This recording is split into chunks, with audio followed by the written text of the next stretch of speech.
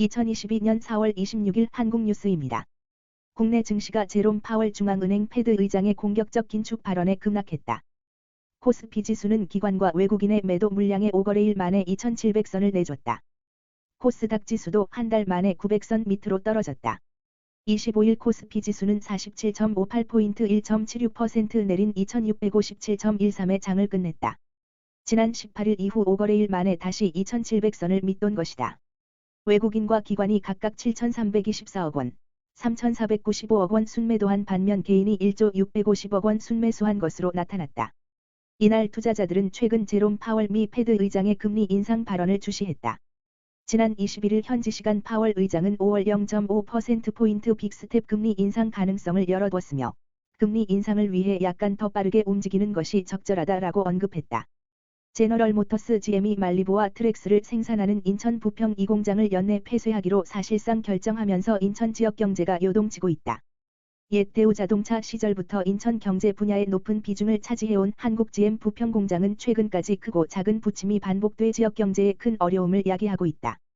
더욱이 군산공장 철수로 시작해 산업은행의 추가 투자 결정 등으로 국내 철수설까지 나돌던 지난 2018년 이른바 GM 사태가 가까스로 가라앉은 지 5년도 되지 않아 부평공장 물량 축소가 결정돼 공장 내 근로자 감소는 물론 지역 경제에 미칠 파급 효과를 두고 인천 지역 경제계의 우려가 커지고 있다. 부평 2공장 활성화를 위해 전기차 생산 설비를 유치해야 한다는 대안이 제시되고는 있지만 지역과 정치권의 움직임이 GM 본사의 전기차 생산 설비 유치 결정을 끌어낼 수 있을지는 여전히 미지수다. 한국 GM 부평 2공장에서 생산 중인 말리부와 트렉스가 단종 절차를 밟을 전망이다. 국내 생산 차종에 잇따른 단종 조치는 결국 한국 GM의 국내 물량 생산 축소로 이어져 한국 GM 의존도가 높은 인천 경제계가 긴장하고 있다. 한국 GM 등 자동차 업계에 따르면 한국 GM 노사는 최근 고용안정특별위원회를 구성. 현재 운영 중인 부평 2공장을 2교대에서 1교대로 전환하는 방안을 논의 중이다. 공장 운영 축소는 올해 안에 부평 2공장을 폐쇄하겠다는 제너럴 모터스의 방침을 이행하는 중간 단계라는 게 업계의 분석이다. GM은 당초 오는 8월 부평 2공장을 폐쇄하려 했지만 1교대 전환과 맞물려 오는 11월까지는 가동을 연장키로 한 것으로 알려졌다. 현재 부평 2공장에서 생산하는 말리부와 트렉스는 올 1분기 국내에서 각각 416대, 411대 판매에 그치면서 지난 2018년 군산공장에서 생산하다 단종된 크루즈의 전철을 밟을 것으로 보인다. 한국 GM 측은 지난 2018년 사태 때와 달리 지금은 한국 사업 규모를 줄이는 것은 아니라는 입장이다. 실제로 한국 GM 측은 부평 2공장 근로자 1,500여 명을 창원공장이나 부평 1공장으로 전환 배치할 방침으로 알려졌다. 군산공장처럼 공장 폐쇄에 따라 근로자를 해고하는 것이 아니라 다른 곳으로 재배치, 생산 물량을 오히려 늘린다는 것이다. 더욱이 창원공장은 내년부터 신형 크로스오버 유틸리티 차 CUV 생산이 예정돼 인력 충원이 필요, 지난 2018년 수준의 인력 감축은 없을 것이란 입장이다. 사측의 한 관계자는 한국 내 생산 기지를 줄이지만 생산량은 오히려 연 50만 대로 늘리겠다는 것이라며 우려와 달리 지금보다 인력이 더 많이 필요해질 수도 있다고 강조했다. 그러나 부평 2공장 폐쇄는 한국 GM 의존도가 높은 인천 지역 경제에 큰 타격이 될 전망이다. 공장 인근 부평구 청천동 상권은 물론 한국 GM 협력사들이 다수 자리 잡은 남동 국가산단까지 인천 경제의 핵심이 휘청일 우려가 크다. 지난 2018년 기준 인천 지역에는 남동공단을 중심으로 51곳의 협력업체의 2만 6천여 명의 근로자가 근무 중이다. 같은 해 인천상공회의소가 발표한 자료를 보면 인천 지역 내 한국 GM 관련 종사자 임금 총액은 약 2조 8,840억 원으로 당시 인천 지역 내 총생산 GRDP의 3.6%를 차지한다. 여기에 한국 GM 지역 내 총생산은 약 9조 원으로 인천 GRDP의 10%가 넘는다. 부평 2공장 폐쇄가 현실화하면 인천 경제가 큰 타격을 입게 될 것이 불을 보듯 뻔한 이유다. 청천동에서 음식점을 운영하는 상인은 지난 2018년 군산공장 철수 논란으로 부평 지역 상권이 휘청였던 아찔한 기억이 아직도 선한데 또다시 부평공장 철수설이 나돌고 있다며 가뜩이나 코로나 여파로 오랫동안 장사에 어려움이 컸는데 부평공장 철수설이 현실화되면 손님이 대폭 줄어들 수밖에 없어 걱정이 크다고 하소연했다. 그러나 한국 GM 측이 내놓은 부평 2공장 폐쇄 후 근로자 전환 배치 구상은 순탄치 않을 전망이다. 노조 측에서 부평 2공장 가동을 유지하는 등 사측과 평행선을 달리고 있기 때문이다. 전국금속노동조합 한국 GM 지부는 최근 기자간담회를 열어 부평 2공장 생산 중단 이후 운영 계획은 물론 전환 근무자 처우에 대한 논의가 부족하다며 사측이 보완해 줄 것을 요구하고 있다. 노조는 부평 2공장 근무자 중 앞서 군산공장 폐쇄 후 장기간 무급으로 휴직하던 근로자 300명이 2019년 말 복직 전환 배치됐는데 사측의 부평 2공장 폐쇄 후 전환 배치 계획이 현실화할 때 이들이 또다시 일터를 옮겨야 해 전환 근로자들에 대한 적절한 보상 대책이 필요하다는 입장이다. 노조의 한 관계자는 부평 2공장 생산 중단에 따른 향후 계획과 전환 근무자 주거 대책 등이 명확하지 않은 상황에서 사측 제시안을 받아들이긴 어렵다며 추가 협의 상황을 지켜봐야 한다고 말했다. 앞서 언급한 것처럼 부평 2공장이 실제로 폐쇄되면 부평 공장 근로자 감소는 물론 협력업체, 지역상권 등 인천 지역 경제에 심각한 악영향이 우려된다. 부평 2공장 폐쇄 논란을 극복하기 위해서는 전기차 생산 설비 유치가 가장 현실적인 대안으로 꼽힌다. 전 세계적으로 기존 내연기관 자동차 대신 전기자동차가 대표하는 친환경 미래 자동차 생산 확대가 이미 거스를 수 없는 대세인 가운데 GM의 전기차 라인에서 한국 GM이 갖는 상징성이 크기 때문에 한국 GM을 전기차 생산기지로 조성하는 것 아니냐는 관측이 조심스럽게 제기된다. 실제로 GM이 생산하는 전기차인 쇠보레 볼트는 한국 GM 부평 공장 내 디자인 센터에서 만들어진 차종이다. 특히 볼트가 사용하는 배터리는 인천 서구에 있는 LG BC 본부에서 생산한다. 이 배터리를 미국 미시간주 디트로이트에서 조립해 차를 최종적으로 완성하고 있다. 만약 한국 GM에서 볼트를 생산한다면 완성 배터리를 굳이 미국으로 보내지 않고 국내에서 볼트를 생산할 수 있다. 배터리 수송 비용을 절감할 수 있어 GM으로서도 이득을 볼 수 있다는 소리다. 실제로 인천 경제계에서는 오래전부터 한국 GM이 옛 송도 유원지 부근, 서구 청라 북인천 복합단지와 오류동 검단 산업단지, 계양구 등의 전기차 생산 설비 설치를 위한 토지를 알아보고 있다는 소문이 나돌기도 했다. 부평 2공장 운영 종료가 현실화하면 이곳에 전기차 생산 설비를 운영하는 것도 가능할 것이다. 문제는 GM의 의중이다. 한국 GM의 전기차 생산은 북미 지역에 집중된 GM의 미래차 생산 라인의 아시아 지역 확대라는 의미를 가질 수 있다. 다만 카허카잼 사장을 비롯한 한국 GM 주요 임원들이 근로자 불법 파견 혐의로 재판을 받고 출국 금지 조치까지 받는 등 북미와 다른 경직된 노동시장 구조는 GM의 생산 설비 확대에 걸림돌로 작용할 수 있다. 또 강성노조 이미지 역시 GM 본사 결정에 걸림돌이 될 것이란 분석이다. 정치권의 움직임 역시 분주할 것으로 보인다. 당장 부평 공장을 지역구로 둔 민주당 부평을 지역의 홍영표 국회의원은 옛 대우자동차 노조위원장 출신으로 2018년 GM 사태 당시 GM 본사에 적극적으로 개입하고 산업은행의 지분 투자를 끌어낸 바 있다. 다가오는 6월 지방선거를 앞두고 인천시장 및 부평구청장 후보들 일부가 부평 2공장 정상화를 공약으로 내걸고 있어 그 실현 가능성에 관심이 모아진다.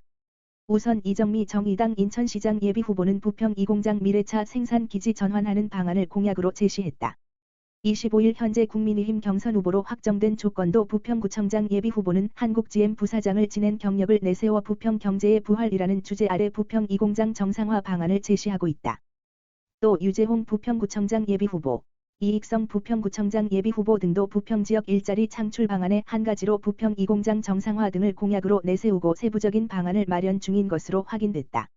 인천시는 석양과 야경을 감상할 수 있는 노을 야경 투어 버스를 29일부터 운행한다고 24일 밝혔다. 이 버스는 매주 금 토요일 낙조 시간에 맞춰 10월까지 운영되며 인천대교를 경유해 일몰 명소인 왕산마리나를 오간다. 시는 노을 야경 투어를 시작으로 인천시티 투어 7개 노선을 정상 운영할 예정이다.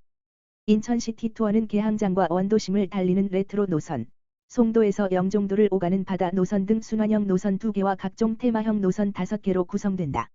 시 관계자는 5월을 맞이해 가족, 친구, 연인과 인천시티 투어를 이용해 특별한 여행을 하길 바란다며 일상 회복에 맞춰 관광객들이 안전하고 편하게 여행할 수 있도록 노력하겠다고 말했다. 한때 스마트 스트림 가솔린 엔진 오일 감소로 인해 이슈가 되었다.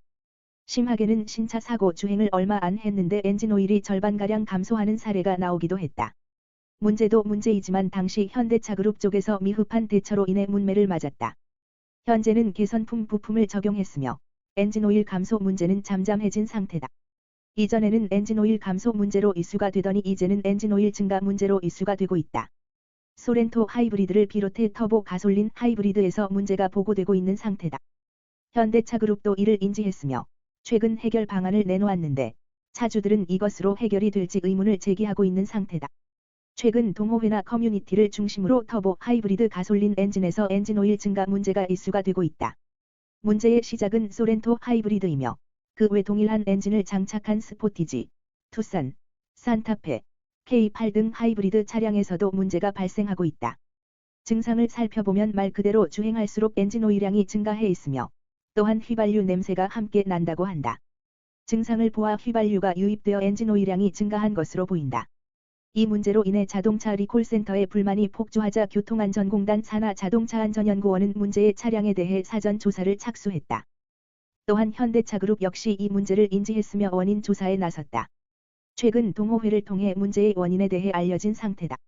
기아 측에서는 겨울철 내부와 엔진이 번갈아 작동하면서 엔진 온도가 일정 온도 이상 오르지 못하는 상황에서 실린더 내 불완전연소로 인해 기화가 되지 못한 연료가 일부 유입되는 현상이라고 밝혔다.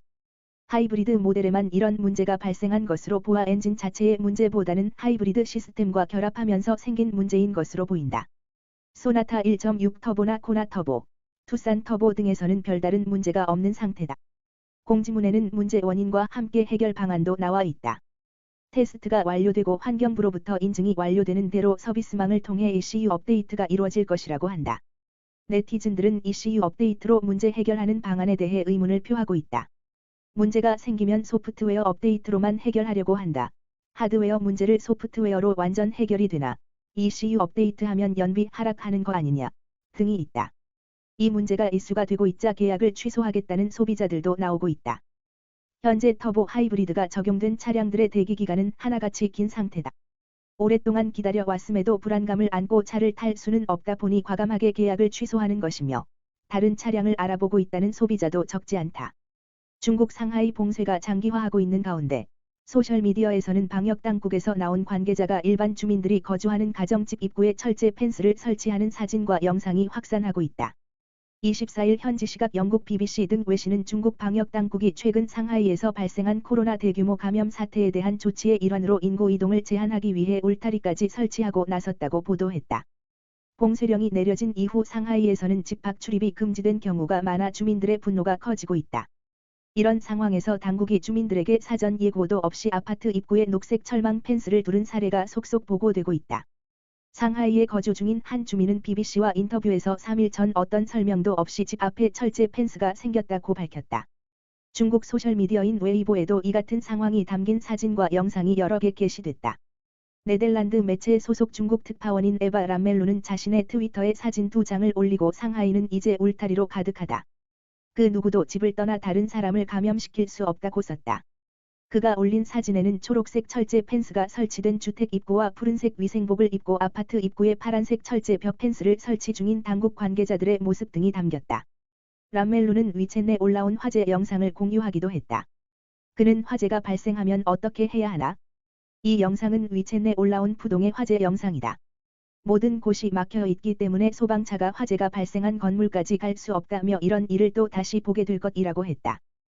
또 분노한 일부 주민들은 문 앞에 설치된 울타리를 부수기도 했다면서 동영상을 공유하기도 했다. 매체는 펜스 높이는 약 2m에 달한다.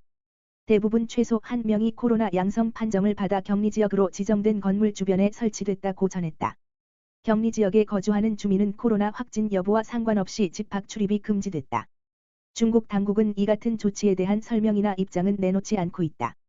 주민들은 출입 통제에 반발하고 있으며 네티즌들 또한 사람들을 가축처럼 가두기 위해 울타리를 설치하는 것은 우리의 권리를 무시하는 것 등 반응을 보였다. 한편 중국 당국은 코로나 확산세가 심해지자 지난달 28일부터 상하이에 대해 고강도 봉쇄 조치를 시행했다. 그러나 봉쇄령 이후 제대로 된 주민 보호 조치는 마련되지 않아 고통을 호소하는 시민들이 늘어나고 있다. 소셜미디어 등에는 4월의 목소리라는 제목의 6분 분량 영상이 게시되기도 했다. 해당 영상에는 격리 방침으로 부모와 떨어진 아기의 울음소리, 자녀 해열제를 구하기 위해 이웃에게 호소하는 어머니, 의사를 보내달라 요청하는 노인, 위중한 아버지를 받아줄 병원이 없다는 자식 등 고통을 겪는 상하이 주민들의 목소리가 담겼다. 중국 소셜미디어와 포털 사이트에서는 이 영상이 정상적으로 검색되지 않아 중국 당국이 검열을 하고 있는 것 아니냐는 지적도 나왔다. 중국에서 가장 개방적이고 국제적인 도시였던 상하이의 한 달에 가까운 봉쇄로 그 안에 사는 주민들이 먹거리 등 생필품 부족에 시달린다는 소식을 알게 모르게 전해들은 수도 베이징시 차오양구 일부 지역에서 사재기가 나타나고 있다.